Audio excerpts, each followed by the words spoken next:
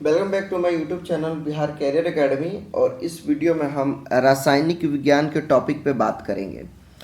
इस वीडियो में हम पदार्थ एवं उसकी प्रकृति यानी जो मैटर्स हैं उनके हम नेचर के बारे में बात करेंगे, जिसमें हम टॉप 35 क्वेश्चन के शामिल करेंगे, जो सभी एग्जामों के लिए बहुत इंपॉर्टेंट क्वेश्चन आंसर साबित हो सकता है। तो बिना टाइम वेस्ट किए हम डायरेक्ट अपने फर्स्ट क्वेश्चन की ओर बढ़ते हैं। हमारा फर्स्ट क्वेश्चन है, पदार्थ की चौथी अवस्था कौन सी है? यानी जो पदार्थ होता है उसकी फोर स्टेट कौन सी होती है। तो हम पहले जान लेते हैं कि पहली, दूसरी, तीसरी अवस्था कौन सी है। तो जो फर्स्ट अवस्था होती है वो होती है ठोस, उसके बाद सेकंड द्रव्य एंड थर्ड होती है गैस, और चौथी अवस्था जो उसमें प्रश्न में पूछा गया है वो होती है प्लाज्मा। और पांचवी एक और अवस्था होती है जिसे हम बॉस आइंस्टाइन कंडेंसेंट कहते हैं। तो वो बहुत हायर स्टडी में पढ़ाई जाती है, उसके बारे में हम इतना नहीं बात करेंगे। हम इधर देखेंगे कि जो प्लाज्मा है यह क्या है, इसे समझते हैं। तो प्लाज्मा है यह गैस की तरह होता है, लेकिन इसमें मौजूद जो अवशेषित कण होते हैं, यानी मान लीजिए कि इसमें जो अवशेषित कण होते हैं वे विद्युतीय चुंबकीय बलों पर प्रतिक्रिया करती हैं और इनमें पैदा करती हैं। याद रखिएगा, जो विद्युतीय बल पैदा करती हैं। ऑप्शन डी बिल्कुल राइट आंसर हो जाएगा। आप यहाँ इमेज के थ्रू भी देख सकते हैं। क्वेश्चन नंबर सेकंड क्वेश्चन है, दाब बढ़ने पर बर्फ का गलनांक होता है। यानी क्या होता है जब दाब बढ़ाया जाता है तो बर्फ का गलनांक घटता है। याद रखिएगा, आप यहाँ इमेज के थ्रू देख सकते हैं, जब दाब बढ़ाया जाएगा तो बर्फ का गलनांक घटने लगेगा। ऑप्शन ए बिल्कुल राइट आंसर हो जाएगा। थर्ड क्वेश्चन है, नियत ताप पर पदार्थ की जो अवस्था होती है बदलने के लिए आवश्यक ऊष्मा को क्या कहते हैं? तो नियताप नियत है और उस पर अगर पदार्थ को बदलना तो उस अवस्था में जो ऊष्मा होती है उसे हम गुप्त ऊष्मा कहते हैं। ऑप्शन बी बिल्कुल राइट आंसर हो जाएगा। यह ऊष्मा थर्मामीटर से छिपी होती है, इसीलिए इसे गुप्त ऊष्मा कहा जाता है। इसमें कोई लॉजिक की ज़्यादा बात नहीं है। बढ़ेंगे नेक्स्ट क्वेश्चन की तरफ।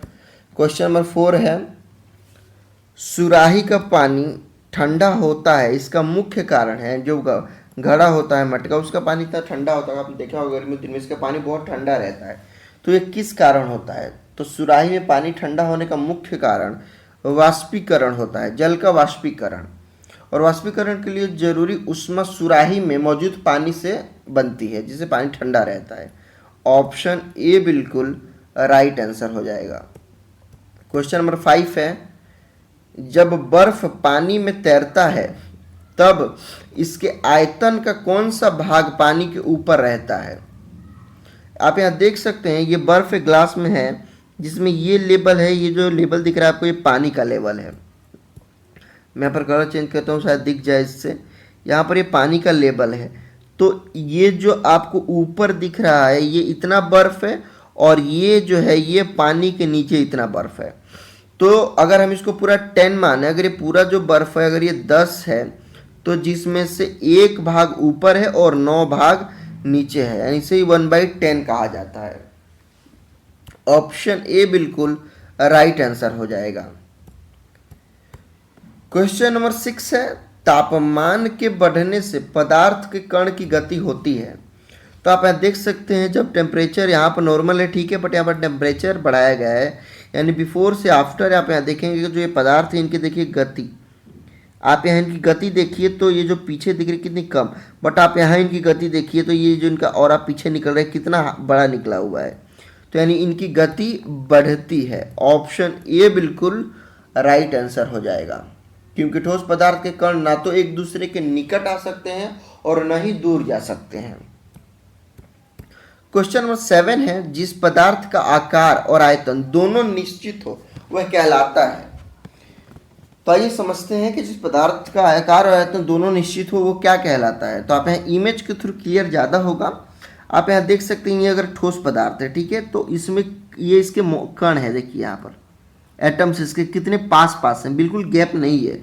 ये एकदम एक ले में, एक लाइन में, एक शेड्यूल में जुड़े हुए हैं, बिल्कुल इधर उधर नहीं है। बट आप यहाँ द्रव्य के जो ये द्रव्य है इसका जो लिक्विड है आप ये देख सकते हैं इसके बीचों में जगह है, और ये गैस तो आप देख सकते हैं गैस में कितनी गैप है। आप यहाँ ये गैप को देख सकते हैं, महसूस कर सकते हैं कितनी गैप है। तो इसका सही जवाब रहेगा ऑप्शन ए ठोस। जिसका आयतन दोनों निश्चित हो वो ठोस कहलाता है, और जिसका आयतन याद है जिसका द्रव्यमान तो निश्चित होगा, ठीक है, और मतलब इसका बट आयतन भी इसका निश्चित होगा, बट आकार इसका निश्चित नहीं होगा, क्योंकि पानी को आप जिस बर्तन में रखेंगे वो उस बर्तन का आकार ले लेगा। ग्लास में ग्लास की तरह अगर आप उसे किसी प्लेट में रखें वो प्लेट का आकार ले लेगा। और गैस का ना तो आयतन निश्चित होता है ना ही द्रव्य वो आकार निश्चित, गैस का द्रव्यमान निश्चित होता है, यानी कि ऑप्शन ए बिल्कुल राइट आंसर हो जाएगा। क्वेश्चन नंबर 8 है, ठोस से द्रव्य अवस्था में परिवर्तन को क्या कहते हैं? तो आप इमेज के थ्रू देखिए, ये ठोस जब द्रव्य में बदल रहा है तो संगलन, जिसे हम संगलन यहाँ पर कहते हैं, ऑप्शन बी बिल्कुल राइट आंसर हो जाएगा। और इस अवस्था को संलयन भी कहा जाता है, और यह एक भौतिक अवस्था होती है, ऑप्शन बी बिल्कुल राइट आंसर हो जाएगा। क्वेश्चन नंबर 9 है, अवस्था परिवर्तन के प्रक्रिया में क्या समान रहता है? इसका सही जवाब हो जाएगा किसी भी पदार्थ की अवस्था परिवर्तन के दौरान तापमान स्थिर रहता है, ऑप्शन बी बिल्कुल राइट आंसर हो जाएगा। जो ऊर्जा हमेशा शामिल होती है, ऑप्शन बी बिल्कुल राइट आंसर। क्वेश्चन नंबर 10 है, शुष्क बर्फ किसे कहा जाता है? आप इमेज के थ्रू देख सकते हैं। इसका सही जवाब हो जाएगा ठोस कार्बन हाइड्रोक्साइड को ही शुष्क बर्फ कहा जाता है। इसे सूखी बर्फ भी कहा जाता है, सूखी बर्फ भी कहा जाता है। यह आमतौर पर अस्थायी प्रतिशतन के लिए इस्तेमाल की जाती है, ऑप्शन बी बिल्कुल करेक्ट आंसर है।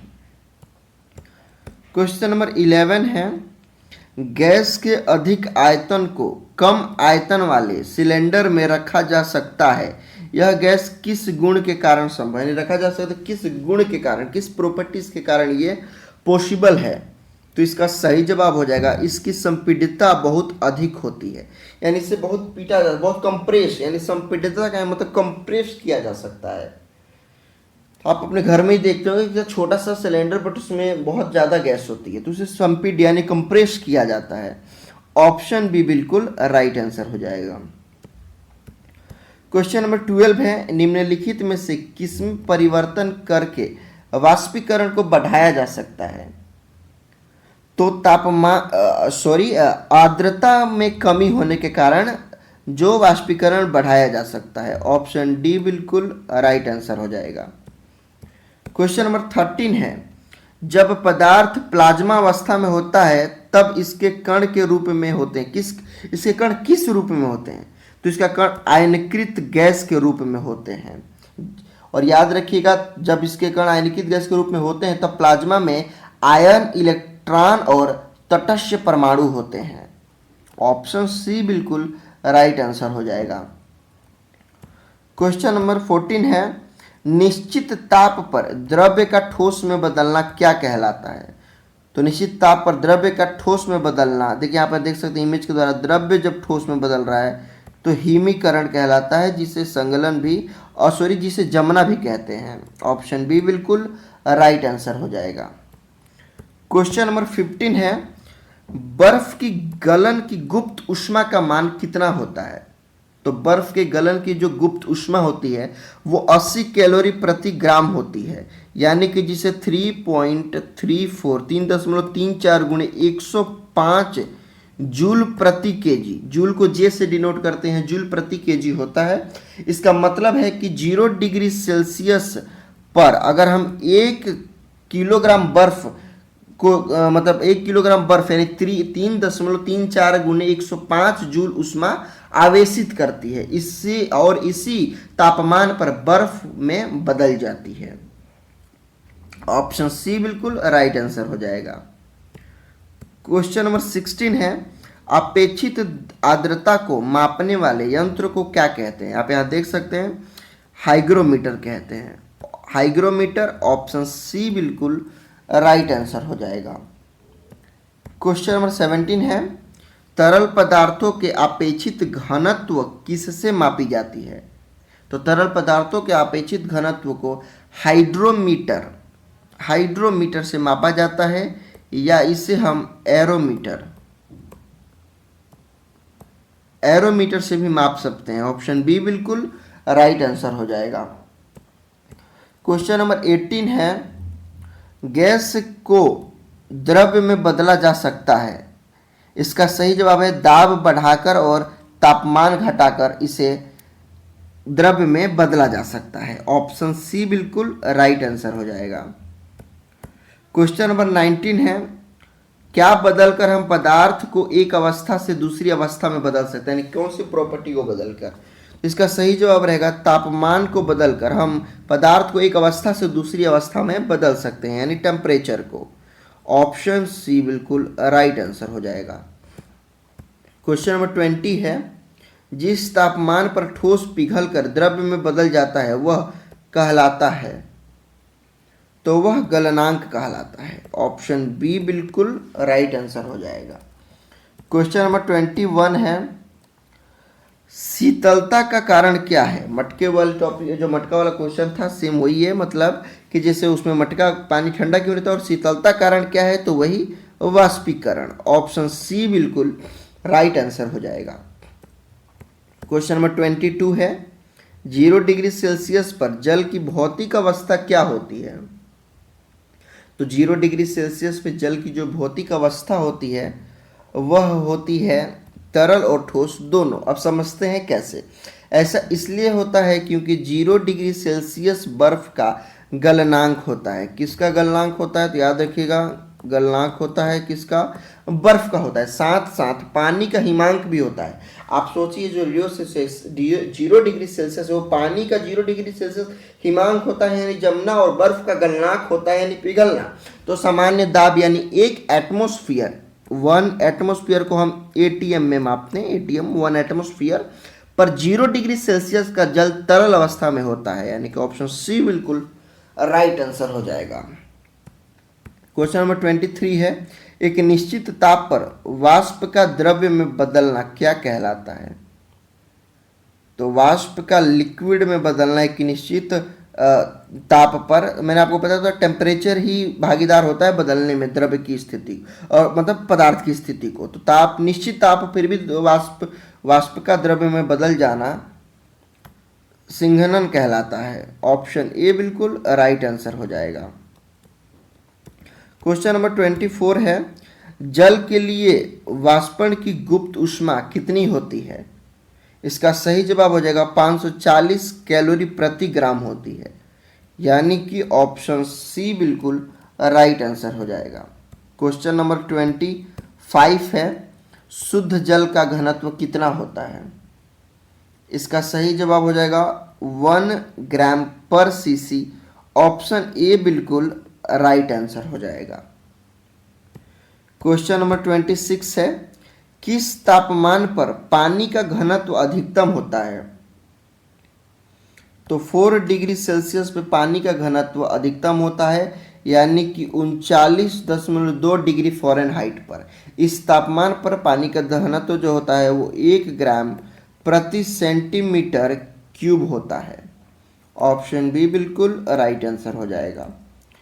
क्वेश्चन नंबर 27 है, गर्म करने पर विसरण की दर होती है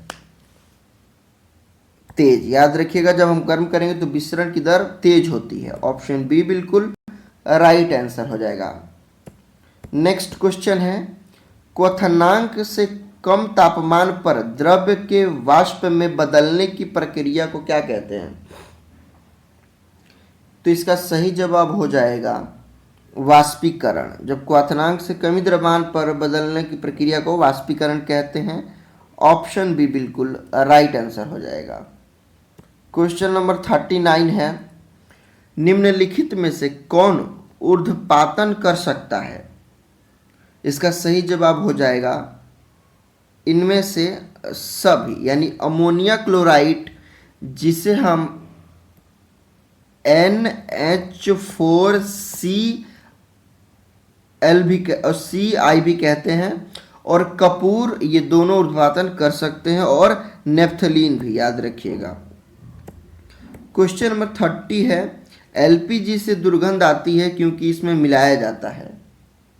जो हमारे घरों में एलपीजी सिलेंडर यूज होते हैं उसमें से जो आप देखते होंगे लीक होता है तो बहुत दुर्गंध आती होगी, तो दुर्गंध आने के लिए इसमें इथाइल मरकैप्टन मिलाया जाता है, यानी कि ऑप्शन सी बिल्कुल राइट आंसर हो जाएगा, क्योंकि उसका कोई गंध नहीं होता, इसीलिए खतरे से बचने के लिए मिलाया जाता है। निम्नलिखित में से कौन एक ठोस का उदाहरण नहीं है, यानी ठोस नहीं है? इसका सही जवाब हो जाएगा रबड़ बैंड ठोस है, चीनी ठोस है, शहद ठोस है, बट स्पंज ठोस नहीं है। ऑप्शन सी बिल्कुल राइट आंसर हो जाएगा। क्वेश्चन नंबर 32 है, दो विभिन्न पदार्थों के कणों का स्वतः मिलना क्या कहलाता है? तो जो दो विभिन्न कणों स्वतः मिल जाते हैं तो उसे विसरण कहा जाता है। ऑप्शन बी बिल्कुल राइट आंसर हो जाएगा। क्वेश्चन नंबर 33 है, निम्नलिखित में से कौन एक गैस का गुण नहीं है? इसमें से गैस का गुण कौन सा नहीं है? इसका सही जवाब हो जाएगा ऑप्शन सी, इसका आकार निश्चित होता है। क्योंकि आकार इसका निश्चित नहीं होता है, बट ये बोल रहा है कि निश्चित होता है, तो ये गलत बात है, यानी कि ऑप्शन सी बिल्कुल राइट आंसर हो जाएगा। और इसके कणों के बीच आकर्षण बल नगण्य होता है, ये बात सही है। यह संपीड्य होता है, यानी कंप्रेस किया जा सकता है। इसका आयतन निश्चित होता है, ये बात सही है। क्वेश्चन नंबर 34 है, 0 डिग्री सेल्सियस का मान केल्विन में कितना होता है? तो 0 डिग्री सेल्सियस का मान केल्विन में होता है 273.16 केल्विन। सेल्सियस को केल्विन में तापमान में बदलने का जो फॉर्मूला होता है वो होता है degree Celsius plus 273.15 is equal to calorie. Option B बिल्कुल राइट आंसर हो जाएगा। क्वेश्चन नंबर 35 है, वस्तु का तापमान बढ़ने से निम्न में से क्या नहीं होता है? तो जब वस्तु का तापमान बढ़ता है तो इसमें से क्या नहीं होता है? तो पहले हमें देखते हैं क्या क्या होता है, पॉइंट ऊपर से पढ़ते चलते हैं।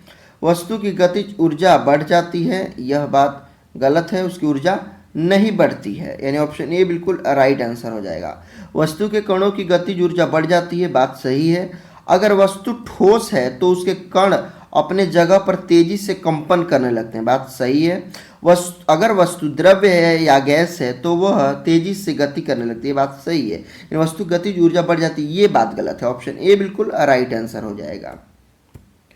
आपके लिए यहाँ पर टेस्ट क्वेश्चन है, तो अगर आपने वीडियो पूरी ध्यान से देखी होगी तो आप अपना स्कोर जरूर कमेंट में बता पाएंगे। कमेंट में आंसर बताइए कि आपने कितना स्कोर सही किया। 35 में से आपका स्कोर क्या रहा, इससे आपका साइंस के में कितना इंटरेस्ट है और आपके साइंस में क्या नॉलेज आपको पता चल जाएगी। वीडियो अपने फ्रेंड्स के पास शेयर जरूर कीजिए और चैनल को सब्सक्राइब कर लीजिए। वीडियो पसंद आई होगी तो वीडियो को लाइक कर दीजिए और बेल नोटिफिकेशन को ऑल पर सिलेक्ट कर दिए ताकि ऐसे ही इंटरेस्टिंग वीडियो आपको मिलती रहे। वीडियो देखने के लिए थैंक्स। मिलेंगे हम नेक्स्ट वीडियो में किसी नेक्स्ट टॉपिक पर।